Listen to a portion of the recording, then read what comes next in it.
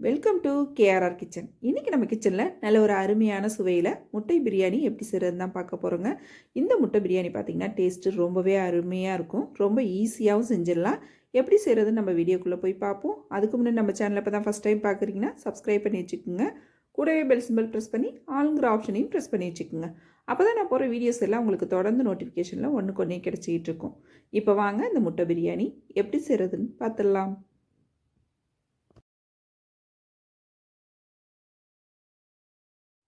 இப்போ பிரியாணி செய்கிறதுக்கு அடுப்பில் ஒரு குக்கர் வச்சுருக்கேன். அதில் ஒரு 2 டீஸ்பூன் அளவுக்கு எண்ணெய் சேர்த்துக்கிறேன். இது கூடவே பார்த்திங்கன்னா 2 டீஸ்பூன் அளவுக்கு நெய் சேர்த்துக்கிறேன். இப்போ நல்லா காஞ்சதுக்கு அப்புறம் பார்த்திங்கன்னா இதில் ஒரு சின்ன துண்டு பட்டை, ஒரு ஏலக்காய் சேர்த்துக்கிறேன், 2 கிராம்பு, ஒரு சின்னதாக அன்னாசி பூ சேர்த்துக்கிறேன், ஒரு பிரிஞ்சி இலை, அப்புறம் பார்த்திங்கன்னா ரம்ப இலை. இது இருந்தால் சேர்த்துக்குங்க, இல்லைன்னா பரவாயில்ல. இது சேர்க்கும் போது பார்த்திங்கன்னா பிரியாணிக்கு நல்ல ஒரு ஃப்ளேவரும் டேஸ்ட்டும் கொடுக்கும். இப்போ இது நல்லா செவந்ததுக்கப்புறம் பொரிஞ்சு செவந்ததுக்கப்புறம் இதில் ஒரு 2 பெரிய வெங்காயம் மீடியம் சைஸில் உள்ளது நீள்வாக்கில் கட் பண்ணி வச்சுருக்கேன். அதை நல்லா இது போல் உதுத்து விட்டு சேர்த்துக்குங்க. இந்த வெங்காயம் பார்த்திங்கன்னா நல்லா நிறம் மாதிரி வரணும். அப்போ தான் பிரியாணிக்கு நல்ல ஒரு டேஸ்ட்டு கொடுக்கும். நல்லா இந்த அளவுக்கு வதக்கி எடுத்துக்குங்க. இது வதங்கினதுக்கப்புறம் பார்த்திங்கன்னா இதில் ஒரு 2 டீஸ்பூன் அளவுக்கு இஞ்சி பூண்டு பேஸ்ட்டு சேர்த்துக்கிறேன். சேர்த்து நல்லா இதை வதக்கி விட்டுக்குங்க. ஒரு 2 செகண்ட் வதக்கி விட்டோம்னா போதும். இப்போ நல்லா வதங்கினதுக்கு அப்புறம் பார்த்தீங்கன்னா இதில் ஒரு கைப்பிடி அளவுக்கு புதினா சேர்த்துக்கிறேன். அதே போல் ஒரு கைப்பிடி அளவுக்கு கொத்தமல்லி தழை சேர்த்துக்கிறேன். 2 பச்சை மிளகாய் சேர்த்துக்கிறேன். 2 தக்காளி பழம் கட் பண்ணி வச்சுருக்கேன், அதையும் இதில் சேர்த்துக்கிறேன். சேர்த்து இப்போ இது எல்லாத்தையும் நல்லா வதக்கி விட்டுக்குவோம். இது வதங்கிட்டு இருக்கும் போதே பார்த்திங்கன்னா இது கூடவே ஒரு 2 டேபிள் ஸ்பூன் அளவுக்கு தயிர் சேர்த்துக்கிறேன். இப்போ தயிர் சேர்த்ததுக்கப்புறம் நல்லா வதக்கிக்குங்க. அதுக்கப்புறம் தான் நம்ம மசாலா சேர்க்கணும். இப்போ நல்லா வதங்கி வந்ததுக்கப்புறம் பார்த்தீங்கன்னா இதில் ஒரு 1/4 டீஸ்பூன் மஞ்சள் தூள், 1 டீஸ்பூன் அளவுக்கு காஷ்மீரி சில்லி பவுட்ரு சேர்த்துக்கிறேன். இது வந்து கொஞ்சம் கலர் கொடுக்கும், ஆனால் இதில் காரம் அந்த அளவுக்கு இருக்காது, பாதி காரம் தான் இருக்கும். அதனால் 1 டீஸ்பூன் அளவுக்கு சேர்த்துருக்கேன். அது கூடவே பார்த்திங்கன்னா 1/2 டீஸ்பூன் அளவுக்கு கரம் மசாலா சேர்த்துக்கிறேன். இது நம்ம வீட்டில் அரைச்ச கரம் மசாலா தூள் தான். ஏற்கனவே பார்த்திங்கன்னா வீடியோ போட்டிருக்கேன், அதோட லிங்க் உங்களுக்கு நான் டிஸ்கிரிப்ஷனில் கொடுக்குறேன். அது நல்லா வதங்கிட்டு இருக்கும்போது பார்த்திங்கன்னா அரிசி ஊற வச்சுருந்தேன். 1 டம்ளர் அளவுக்கு பாஸ்மதி ரைஸ் எடுத்து ஊற வச்சுருந்தேன். ஒரு 20 நிமிஷமாக கழுவிட்டு இந்த டம்ளரால் தான் 1 டம்ளர் எடுத்தேன். இது வந்து பார்த்திங்கன்னா ஒரு 200 கிராம் அளவுக்கு இருக்கும்.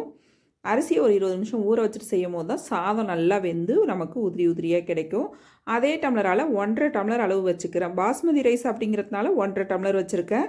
இதே இது நீங்கள் வந்து மற்ற ரைஸ் எதில் செஞ்சாலும் 1க்கு 2 டம்ளர் வச்சுக்கோங்க. அதுதான் சரியான அளவாக இருக்கும். இப்போ வந்து பார்த்திங்கன்னா இதுக்கு தேவையான அளவு உப்பு சேர்த்துக்கிறேன். சேர்த்து நல்லா கலந்து விட்டு உப்பு காரம் போதுமானு பார்த்துக்குங்க. தேவைன்னா இந்த ஸ்டேஜில் நீங்கள் சேர்த்துக்கலாம். சேர்த்து விட்டு இது தண்ணி நல்லா கொதி வந்ததுக்கு அப்புறம் தான் நம்ம அரிசியை சேர்க்கணும். நல்லா இந்த அளவு கொதி வந்ததுக்கப்புறம் தண்ணிலாம் வடிச்சிட்டு அரிசியை சேர்த்து நல்லா கலந்து விட்டுக்கிறேன். இப்போதைக்கு பார்த்திங்கன்னா நம்ம விசில் போடக்கூடாது. நல்லா கலந்து விட்டு ஒரு மூடி போட்டு ஒரு 5 நிமிஷத்துக்கு மீடியம் ஃப்ளேமில் வேக வச்சுக்குவோம். அந்த சாதமும் தண்ணியும் வெந்து நல்லா அப்படியே ஒரு தளர்வான பக்குவத்துக்கு வரணும். அதுக்கப்புறம் தான் நம்ம விசில் போடணும். இப்போ இது வேகட்டும். அதுக்கிடையில் பார்த்திங்கன்னா நம்ம முட்டையை ஃப்ரை பண்ணி எடுத்துக்குவோம். இப்போ சாதம் ஒரு பக்கம் வெந்துட்டுருக்கு. இன்னொரு அடுப்பில் பார்த்திங்கன்னா ஒரு ஃப்ரை பேன் வச்சுருக்கேன். அதில் ஒரு 2 டீஸ்பூன் அளவுக்கு எண்ணெய் சேர்த்துக்கிறேன். எண்ணெய் நல்லா காஞ்சணும். ஒரு 1/2 டீஸ்பூன் அளவுக்கு தனி மிளகாத்தூள், 1/4 டீஸ்பூன் மஞ்சள் தூள், 1/4 டீஸ்பூன் உப்பு சேர்த்துருக்கேன். நல்லா கலந்து விட்டுக்குங்க. அடுப்பை வந்து சிம்மில் வச்சுக்குங்க. நல்லா கலந்து விட்டதுக்கப்புறம் பார்த்திங்கன்னா இதில் ஒரு 6 முட்டை நான் இன்றைக்கி வேக வச்சு எடுத்து வச்சுருக்கேன். அதை இதில் சேர்த்து நல்லா 2 பக்கமும் திருப்பி திருப்பி விட்டு ஃப்ரை பண்ணி எடுத்துக்கும். ஒரு 5 நிமிஷத்துக்கு இது போல் நல்லா கலந்து கொடுத்துட்டே இருந்தீங்கன்னா நல்லா முட்டை எல்லா பக்கமும் வெந்து ஃப்ரை ஆகி வந்துடும். இதே போல் ரெடி பண்ணி வச்சுக்குவோம் நம்ம. இப்போ சாதத்தை பார்ப்போம். சாதம் பாருங்கள் நல்லா வெந்து வந்திருக்கு பாருங்கள். அந்த சாதமும் தண்ணி இந்த அளவுக்கு கலந்து வரணும், தளர்வான ஒரு பதத்துக்கு. இப்போ நம்ம தம் போட்டோம் அப்படின்னாக்கா சாதம் நல்லா உதிரி உதிரியாக ரொம்ப அருமையாக இருக்கும். இந்த ஸ்டேஜில் பார்த்திங்கன்னா நான் ஒரு 2 டீஸ்பூன் அளவுக்கு நெய் சேர்த்துக்கிறேன். இது உங்களுக்கு விருப்பம்னா சேர்த்துக்குங்க, அப்படி இல்லைன்னா தேவையில்லை. நெய் சேர்த்து நல்லா ஒரு 2 தடவை கலந்து விட்டுக்குங்க. இதே போல் கலந்து விட்டதுக்கப்புறம் பார்த்திங்கன்னா நல்லா இது போல் மட்டைப்படுத்திக்குங்க. மட்டைப்படுத்திட்டு நம்ம ஃப்ரை பண்ணி வச்சுருக்க முட்டையை இப்போ இந்த ஸ்டேஜில் இதில் சேர்த்துக்கலாம் நம்ம.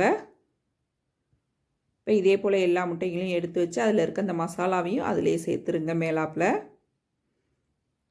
சேர்த்துட்டு இப்போ குக்கர் மூடி போட்டு ஒரு விசில் மட்டும் வைங்க போதும். மீடியம் ஃப்ளேமில் ஒரு விசில் வச்சாலே போதும். சாதம் ஏற்கனவே வந்து நமக்கு பாதி அளவு வெந்துருச்சு. அதனால் ஒரு விசில் வச்சோம்னாலே நல்லா அருமையாக வெந்து வந்துடும். இப்போ பாருங்கள் ஒரு விசில் வச்சு எடுத்துட்டேன். ரொம்ப அருமையாக சூப்பராக வெந்து ரெடியாக இருக்குது பாருங்கள். சாதமும் பாருங்கள் நல்லா ஒன்றோட ஒன்று ஒட்டாமல் உதிரி உதிரியாக பொல பொலன்னு இருக்குது பாருங்கள். ஆனால் சாதத்தை இது போல் கலரும் போது லேசாக கலந்து விடுங்க.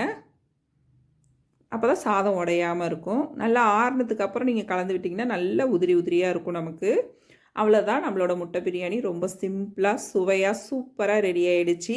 நீங்களும் இந்த முட்டை பிரியாணியை நான் இன்றைக்கி சொன்னது போல் சொன்ன அளவுகளோடு செஞ்சு பாருங்கள். ரொம்ப அருமையாக இருக்கும். ட்ரை பண்ணி பார்த்துட்டு எப்படி இருக்குன்னு எனக்கு கமெண்ட் பண்ணுங்கள். என்னோட ரெசிபி பிடிச்சிருந்ததுன்னா லைக் பண்ணுங்கள், ஷேர் பண்ணுங்கள்.